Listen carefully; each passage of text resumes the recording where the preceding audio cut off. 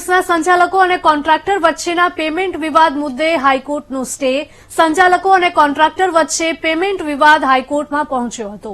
હાઈકોર્ટે 28 તારીખ સુધી સ્ટે આપી વધુ સુનાવણી રાખી છે તેવું લાલજીભાઈએ જણાવ્યું હતું. હાઈકોર્ટે ડાયમંડ બુર્સની વાત સાંભળી 28 ડિસેમ્બરે તમામ પુરાવા રજૂ કરવા જણાવ્યું છે. ડાયમંડ બુર્સને કોઈનો પણ ₹1 આપવાનો બાકી રહેતો નથી તેવું લાલજીભાઈએ જણાવ્યું હતું.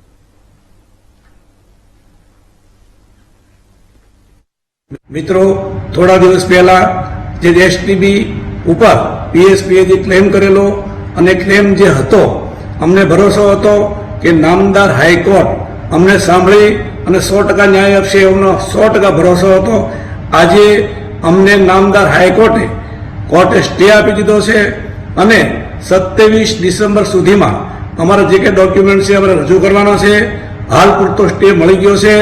અમારા 4200 સભ્યોને ડાયમંડ બુર્સની કમિટી અને ઓલ ડાયમંડ ઇન્ડસ્ટ્રીએ એક કોઈ પણ ટેન્શન લેવાની જરૂર નથી. કારણ ડાયમંડ બુર્સ વર્લ્ડનું જ્યારે લાર્જેસ્ટ બિલ્ડિંગ નામચીન બિલ્ડિંગ છે ત્યારે ₹1 પણ કોઈનો ખોટો કાપવાનો નથી અને ખોટો આપવાનો પણ નથી.